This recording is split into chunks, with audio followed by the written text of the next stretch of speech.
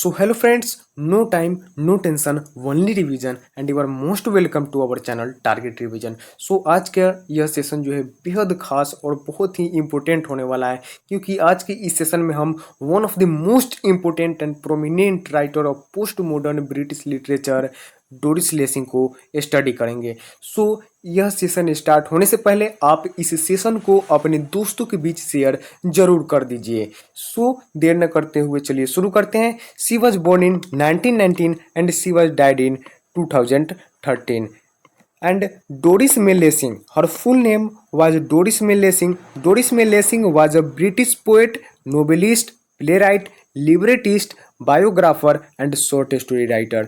Doris मे lacing जो कि एक ब्रिटिश पोएटेस अर्थात एक ब्रिटिश कवित्री थी और इसके साथ साथ नोवेलिस्ट इट मीन्स उपन्यासकार और प्ले राइट इट मीन्स नाटककार एंड लिबरेटिस्ट इट मीन्स गीतकार और बायोग्राफर इट मीन्स जीवनीकार दूसरे के जीवनों के बारे में लिखने वाला ही क्या कहलाता है तो बायोग्राफर कहलाता है। एंड शॉर्ट स्टोरी राइटर एक लघु कथाकार।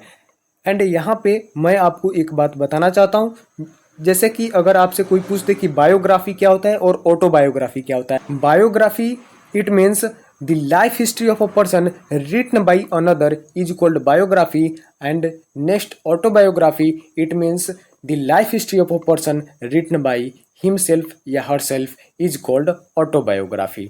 सो ये क्लियर हो ही गया होगा। And next her pen name is Jane Somers और इनका जो पेन नेम है वो जेन सोमर्स है। और इसी प्रकार से जब हम लोग अमेरिकन जब लिटरेचर पढ़ना शुरू करेंगे तो वहाँ पे आप लोगों को वहाँ भी इस प्रकार से बहुत सारे राइटर्स हैं जिनका जो पेन नेम है और बहुत ही मोस्ट इंपॉर्टेंट है जो आपके नेट एग्जाम में पूछता ही है। और कोई भी एलटी ग्रेड के एग्जाम में जो पेन नेम से है वो क्वेश्चन आता है। सो वहाँ भी हम लोग पढ़ेंगे। जैसे मार्क ट्वेन हो गए, वह एक अमेरिकन ऑथर हैं तो उनका भी एक पेन नेम है जैसे Samuel Clemens. So next under this pseudonym Jane Somers नाम जो पेन था इसी के सीडोनिम के अंतर्गत सी रोट लिखी the diary of Jane Somers नामक एक पुस्तक जो कि एक लिखी जेन सोमर्स पेन नेम के अंतर्गत। और इसका सबटाइटल क्या है the diary of a good neighbour and if the old cloud. And next her sequence of 5 novels were called children of violence. और इनका जो सीक्वेंस है जो कि 5 नोवेल्स का मतलब 5 उपन्यासों का ये इनका जो सीक्वेंस है जिसे ये क्या कहा गया है तो चिल्ड्रेन ऑफ वायलेंस। और इस चिल्ड्रेन ऑफ वायलेंस में कौन कौन से नोवेल इंक्लूड है सो अब मैं अभी ही आपको बता दूं। जैसे कि द चिल्ड्रेन ऑफ वायलेंस में इनमें Martha Quest which was published in 1952 include है and a proper marriage which was published in 1954 and the ripple from the storm which was published in 1958 and landlocked which was published in 1965 and the four gated city which was published in 1969। And इसमें अगर most important की बात करें तो Martha Quest and the four gated city, इसे आप लोग भूलिएगा नहीं। एंड यहाँ पे जो बताया गया है कि द चिल्ड्रेन ऑफ वायलेंस में Martha Quest is a character in all 5 novels. और जितने भी ये 5 नोवेल्स हैं इन सब में एक कैरेक्टर जो कॉमन है जो क्या है तो मार्था क्विस्ट, इसे यहाँ पे ध्यान में रखिएगा।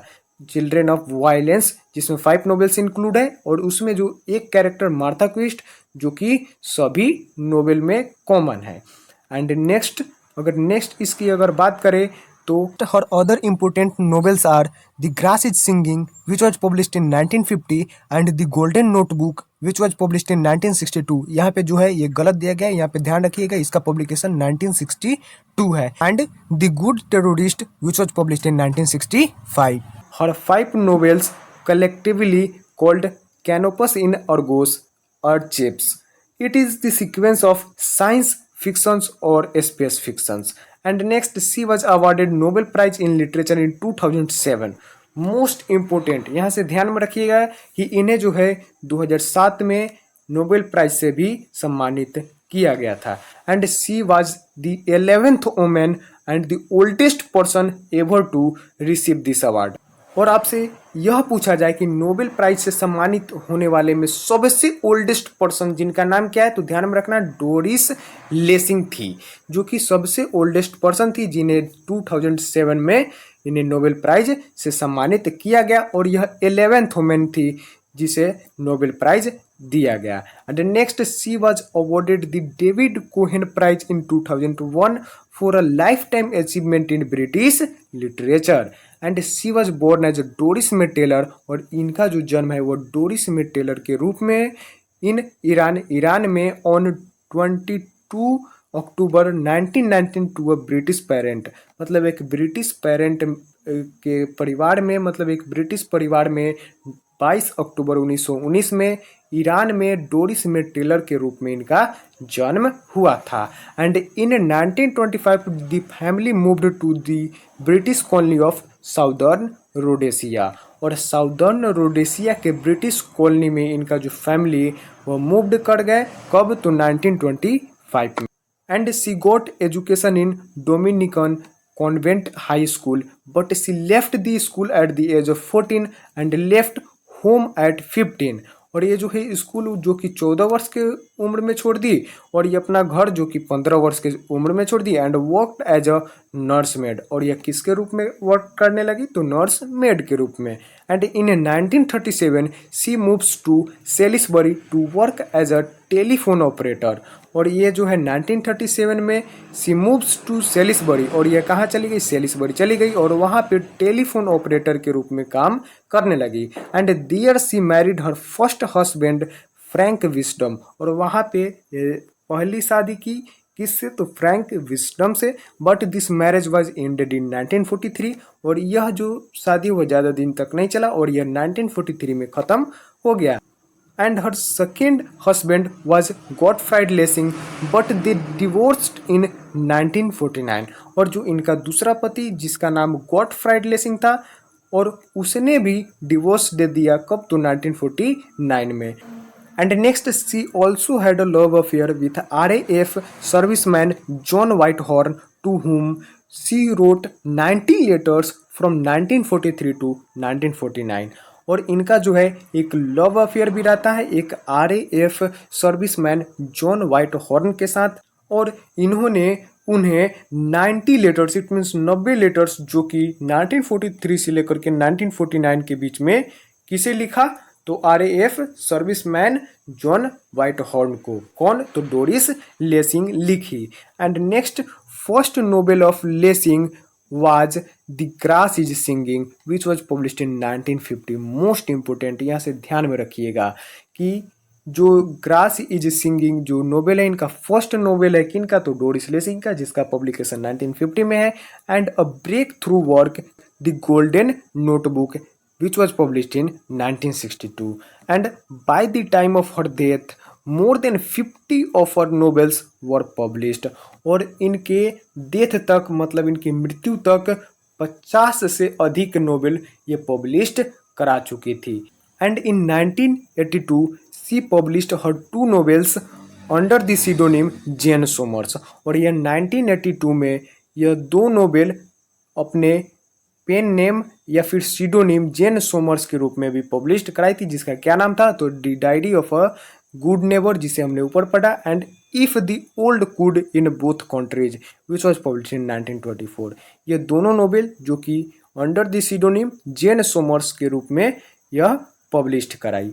And her final book Alfred and Emily appeared in 2008। और इनका जो लास्ट बुक जो कि क्या था? ऑल्फ्रेड एंड इमली, जिसका पब्लिकेशन कितना है? तो 2008 है। And she died in London इन 2013। और इनकी जो मृत्यु 2013 में लंदन में हो जाती है। And next, her fictions are commonly divided into the phases the communist theme, psychological theme and Sufi theme. और इनका जो फिक्शंस था वह 3 फेज में डिवाइड हो जाता है, जो कि इस प्रकार से, पहला जो है द कम्युनिस्ट थीम के फेज में, और दूसरा साइकोलॉजिकल थीम के, और तीसरा सूफी थीम के। जो कि द कम्युनिस्ट थीम जो कि 1944 टू 1956 के बीच का यह इस फेज का यह इतना टाइम पीरियड था, और साइकोलॉजिकल थीम का जो टाइम पीरियड वो 1956 टू 1969 था, और जो सूफी थीम था इसका जो टाइम पीरियड ओनली 1969 था। एंड नेक्स्ट जो है इनका major works of Doris Lessing, which includes the grass is singing, and it is the first novel of Doris Lessing, and it is filmed as Killing Heat in 1981। और इनकी जो novel the grass is Singing पे एक film भी बना है।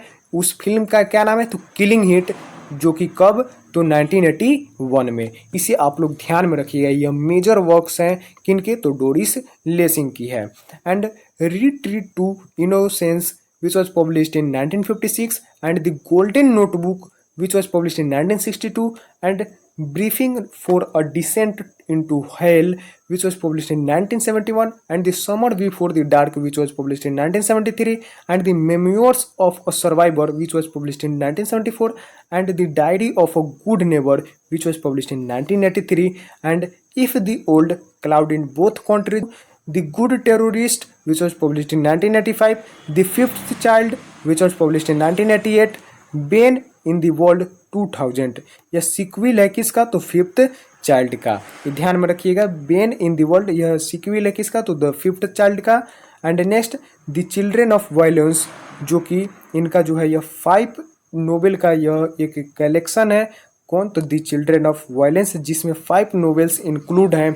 पहला जो है वो मार्था क्विस्ट और प्रॉपर मैरिज, दूसरा एंड तीसरा ripple from the storm, and चौथा लैंड लॉक्ड, एंड फिफ्थ जो है आपका द फॉरगेटेड सिटी। और इसमें अगर मोस्ट इंपोर्टेंट, जिसके बारे में हमने पहले भी चर्चा किया कि मोस्ट इंपोर्टेंट की बात करें तो मार्था क्विस्टेड, ये ध्यान में रखिएगा, एंड जो आपका द फॉरगेटेड सिटी। और इस दोनों में की अगर बात करें तो ये दोनों मोस्ट इंपोर्टेंट है, जो कि बार बार एग्जाम में पूछे जाते हैं, यह और इसका पब्लिकेशन भी। और साथ ही ये ध्यान में रखना है कि द चिल्ड्रेन ऑफ वायलेंस, जिसमें 5 नोवेल्स इंक्लूड है, उसमें जो है एक सेम कैरेक्टर जो कि मार्था क्विस्ट जो सभी में प्रेजेंट है। एंड नेक्स्ट जो है द कैनोपस इन एग्रोस, इसका जो सबटाइटल है और चिप्स सीरीज। एंड इसमें जो है, इसमें आपका 5, इसमें भी यह इंक्लूड है ये वर्क, जो कि इस प्रकार से यहाँ पे दिया हुआ है। And next the good terrorist, और इसका जो प्रोटागोनिस्ट है कौन रहता है, तो एलिस रहता है। And these are the most important works of Doris Lessing. And next अगर ड्रामा की बात करें तो ड्रामा में जो इनका अगर मोस्ट इंपोर्टेंट अगर ड्रामा की बात करें तो each his on wilderness which was published in 1959, and Play with the Tiger which was published in 1962।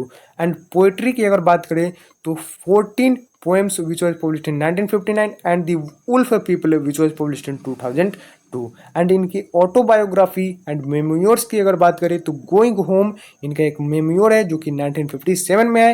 And African laughter, जो कि 4 visits to Zimbabwe which was published in 1992, and Under My Skin which was published in 1994। इसका यहाँ पे ध्यान में रखिएगा। Next walking in the shade, जो कि इसका subtitle volume 2 of my autobiography, and 1949 to 1962 which was published in 1997। And इनकी अगर नॉन फिक्शन की अगर बात करें तो on not winning the Nobel prize, ये जो है नोबेल लेक्चर ऑफ 2007 है, जो इसका जो पब्लिकेशन है वो 2008 में है। एंड नेक्स्ट अगर इनकी बात करें मोस्ट इंपोर्टेंट वर्क्स, जो कि द ग्रास इज सिंगिंग है, जिसका जो पब्लिकेशन 1950 में है।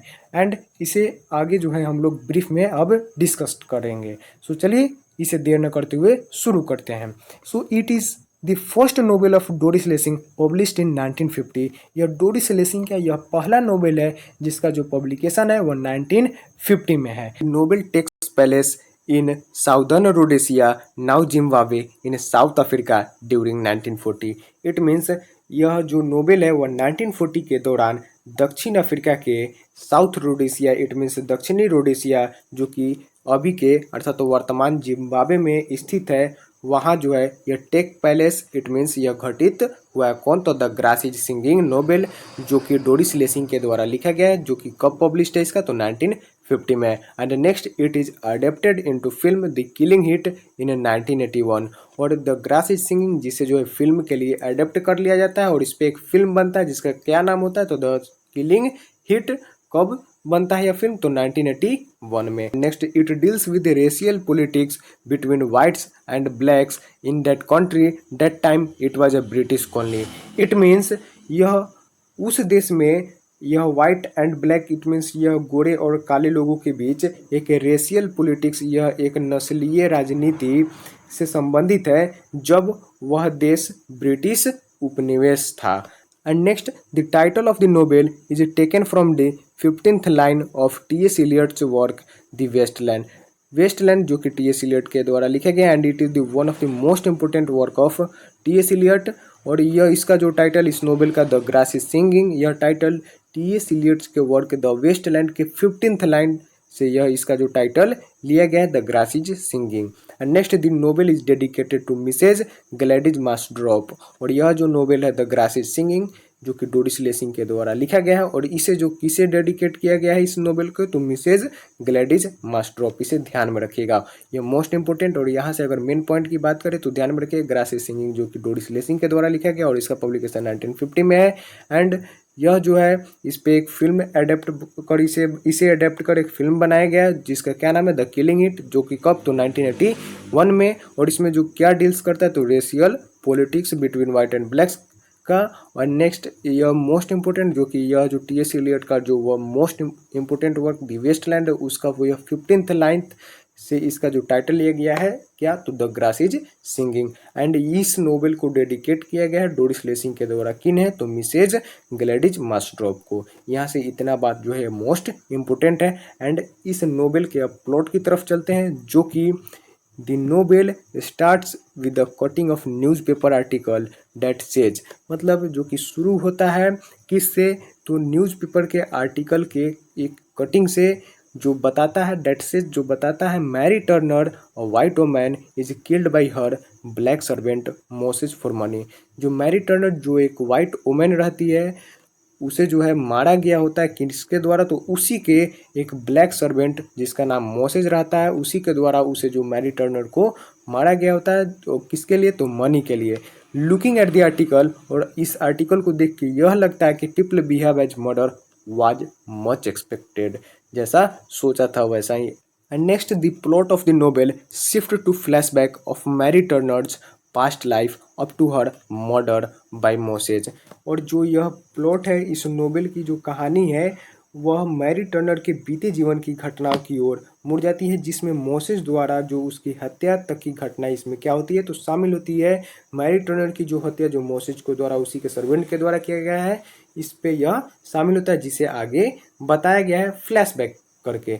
And next, Mary Turner was a happy and satisfied white Rhodesian woman. She married Dick Turner, a white farmer. Mary Turner एक खुश और सेटिस्फाइड इट मीन संतुष्ट एक वाइट रोडेशियन महिला थी और इन्होंने एक वाइट फार्मर डिक टर्नर से भी शादी की थी। And both husband and wife, और जो डिक टर्नर और मैरी टर्नर थी जो both husband and wife takes equal interest in the farm of Dick Turner, and Dick Turner refuses to give Mary a child because of their poverty. And next, Mary was a racist believing white should be masters over black. Mary was a racist, it means Mary जो थी वह एक नस्लवादी जो कि रंग भेद में वह बिलीव करती थी। एंड बिलीविंग यह इस बात में भी बिलीव करती थी कि white should be masters over black, जो गोरे लोग हैं उनका जो प्रभुत्व है वह काले लोगों पर क्या है अधिक है, उनसे अधिक इनका प्रभुत्व है। मतलब कहने का मतलब सीधा यहाँ पे आज से यह स्पष्ट होता है कि जो गोरे लोग हैं वह काले लोगों से बेहतर है। यह इस बात में यह बिलीव करती थी कौन तो Mary. And she makes the life of labourer worse in the farm by letting them working harder, reduces their break time and takes money from their पे।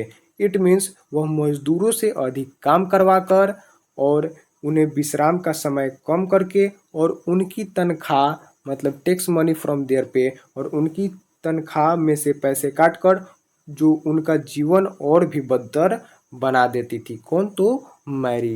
And next, Moses becomes a family servant of Mary, और जो मोसेज है वह family servant बन जाता है किसका तो मैरी का।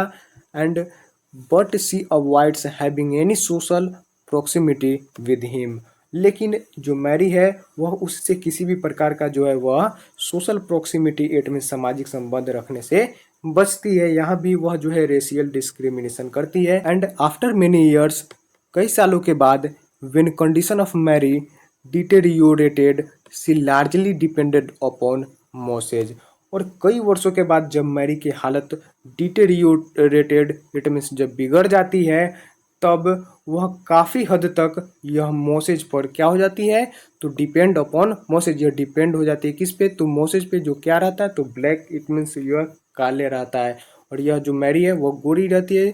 मतलब इसका जो रेशियल डिस्क्रिमिनेशन होता है, लेकिन जब ये इसका जो समय जो जैसे कहा जाता है ना, समय का चक्र जैसे बदलता है उस समय समय का चक्र जो है वह उसे सिखा ही देता है कुछ, वही जब समय बदलता है तो यह जो है काफ़ी हद तक आगे चल करके यह इस पर निर्भर हो जाती है।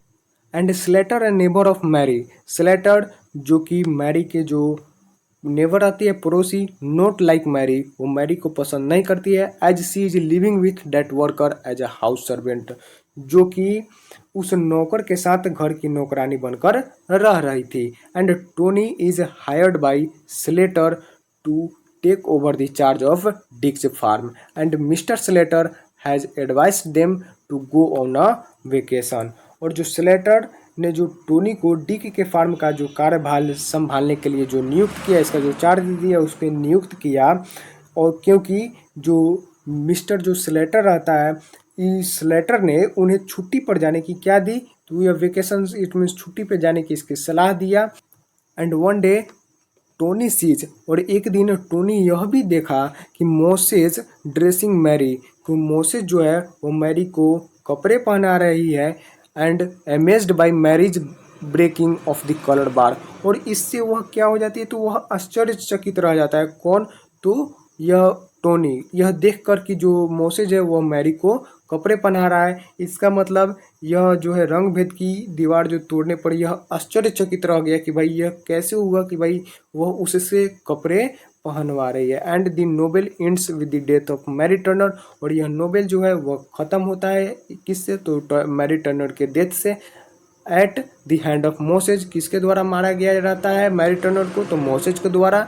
And Moses does not go away from the scene but waits for police arrival, और मोसेज उस जगह से नहीं जाता है बल्कि वह वहाँ पे पुलिस के आ जाने का इंतजार करता है। इस प्रकार से जो है यह नोवेल एंड्स होता है, और यह नोवेल बहुत ही मोस्ट इम्पोर्टेंट है। इसमें केवल इतना ध्यान में रखना है, जैसे कि हमने आपको पहले जो बताया ग्रास इज सिंगिंग में कौन कौन सा पॉइंट्स ध्यान में रखना है, इसे एक बार देख लीजिएगा। एंड नेक्स्ट जो इसके प्लॉट में जो कि केवल ये बात ध्यान में रखना है, इसमें जो मैरी टर्नर होती है एक वाइट वुमेन होती है, और ये ब्लैक सर्वेंट जो कि मोसेज होता है, जो कि मैरी टर्नर का एक सर्वेंट रहता है। और अंत में जो है इस नोवेल के मोसेज ही जो है, जो इसका ब्लैक सर्वेंट रहता है, वो मैरी टर्नर की हत्या कर देता है। सो इस प्रकार से जो है यह नोवेल जो है वो एंड होता है। इसमें जो कैरेक्टर्स है वो मेन इंपॉर्टेंट है, इसे आप लोग ध्यान में रखिएगा कि मैरी टर्नर, मोसेज हो गया, एंड नेक्स्ट आपका इसमें जो टोनी कैरेक्टर है, या फिर आपका डिक फार्म जो डिक जो रहता है, डिक टर्नर, जो कि किसका जो हस्बैंड रहता है किसका, तो मैरी टर्नर का। इस प्रकार से इनके कैरेक्टर्स को ध्यान में रखिएगा। एंड नेक्स्ट अगर इनका मोस्ट इंपोर्टेंट वर्क्स की बात करें तो the golden notebook is the one of the most important work by Doris Lessing. So इसे भी कंप्लीट करते चलते हैं। And next this novel is written in 1962। The golden notebook का जो पब्लिकेशन है वो 1962 में है, और इसका भी जोनरा क्या है, तो नोवेल ही है। And this novel is called lacings inner space fiction, और इस नोवेल के जो कहा गया वह डोरिस लेसिंग का इनर स्पेस फिक्शन कहा गया है किनके द्वारा, तो मार्गरेट ड्रेबल के द्वारा। And the book also contained a powerful anti war and anti Stalinist message, और यह जो किताब है इसमें जो है युद्ध विरोधी और स्टालिन विरोधी एक सशक्त संदेश भी इसमें क्या है, तो कंटेंट इसमें इसमें निहित है। किसमें, तो द गोल्डन नोटबुक में। एंड अगर नेक्स्ट इसकी अगर प्लॉट की बात करें तो it is the story of writer Anna Wulf, और इस प्लॉट में यह बताया गया है कि यह जो स्टोरी है, यह कहानी जो है वह लेखिका अन्ना उल्फ की है।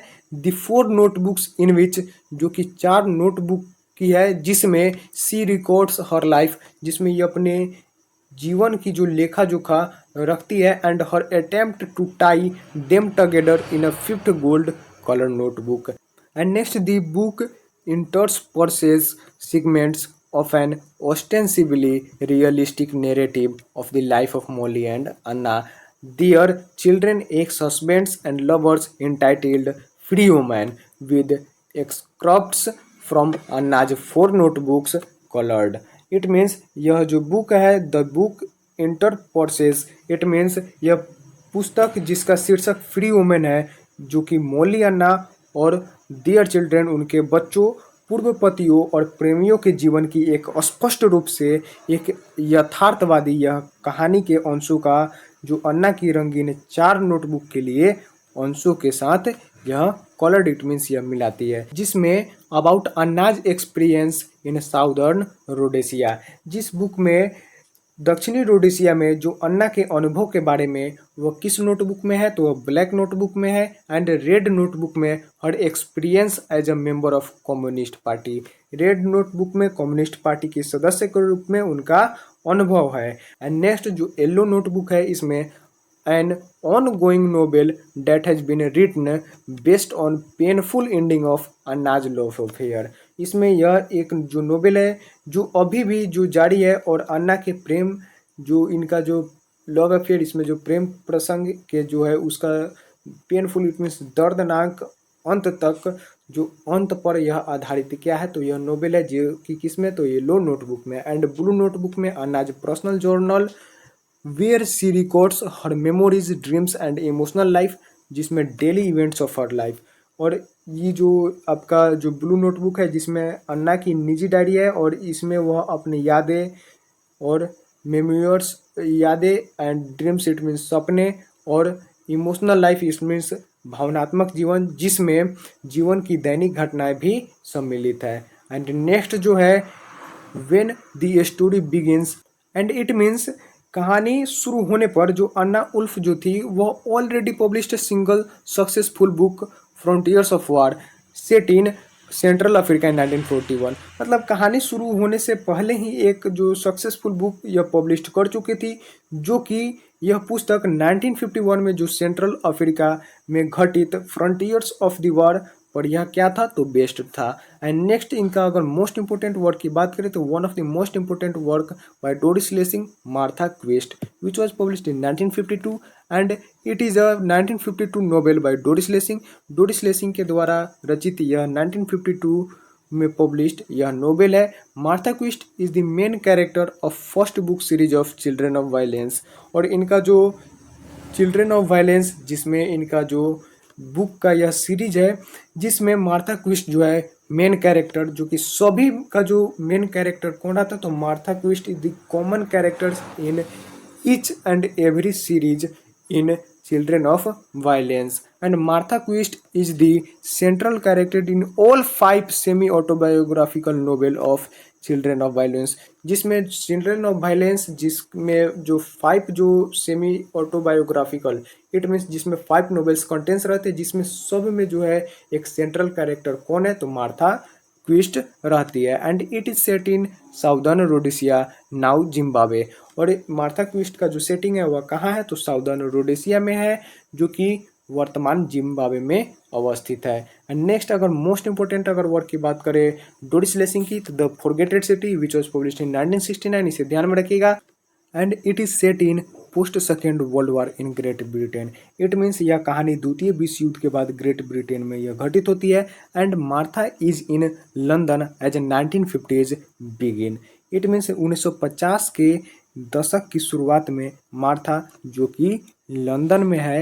And she is integral part, integral it means अभिन्न अंग, इंटेग्रल पार्ट इट मीन्स अभिन्न अंग, she is integral part of social history of the time the cold war, the Aldermaston marches and swinging London and the deepening of poverty and social anarchy, it means वह शीत युद्ध, वह cold war it means शीत युद्ध और Elder Marston march और swinging London and deepening of poverty, मतलब यह बढ़ती गरीबी और सामाजिक अराजकता इट मीन्स सोशल अनार्की के दौर के सामाजिक इतिहास का यह एक इंटेग्रल पार्ट रहती है, यानी अभिन्न अंग होती है कौन, तो Martha. And the volume ends with the century in the grip of world war third, और यह जो वॉल्यूम इसका जो वॉल्यूम है वह तीसरे विश्व युद्ध के चपेट में आई सदी के साथ यह क्या होता है, तो यह एंड इट मीन्स खत्म होता है। एंड इन 1997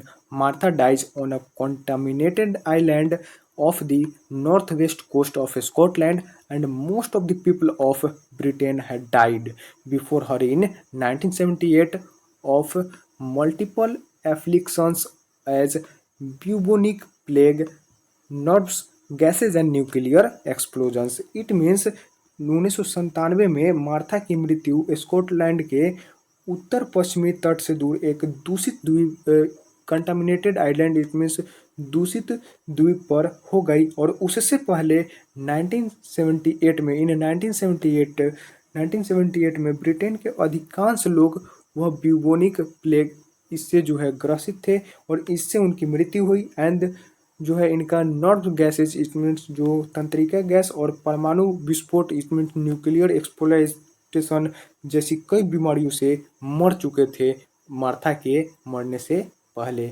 सो इस प्रकार से जो है हमारा यह सेशन कंप्लीट होता है और इसमें जो मोस्ट इंपोर्टेंट अगर हम इसकी अगर बात करें तो जिसमें इंक्लूड है दी फॉरगेटेड सिटी, इसका पब्लिकेशन ध्यान में रखिएगा। और इसमें जो कैरेक्टर रहती है वह मार्था ही रहती है। एंड नेक्स्ट मार्था क्विस्ट जिसका जो पब्लिकेशन 1952 में है और यह नोवेल जो है डोरिस लेसिंग के द्वारा लिखा गया है और यह जो लिखा गया चिल्ड्रन ऑफ वायलेंस का ही यह एक पार्ट है मार्था क्विस्ट जो कि उसमें कैरेक्टर रहती है जो कि चिल्ड्रन ऑफ वायलेंस में 5 नोवेल्स रहते हैं। पांचों नोवेल में जो है वो सेम कैरेक्टर जो कि मार्था ट्विस्ट रहती है। एंड नेक्स्ट जैसे कि हमने आपको पहले जो भी मेन पॉइंट्स है वो सब हम क्लियर कर ही चुके हैं। सो आज का सेशन जो है यहीं पे कंप्लीट होता है। आपको यह सेशन कैसा लगा आप हमें कमेंट बॉक्स में कमेंट कर जरूर बताएं और अपने दोस्तों के बीच इस सेशन को शेयर करना ना भूलें। So thank you so much. जय हिंद, जय भारत।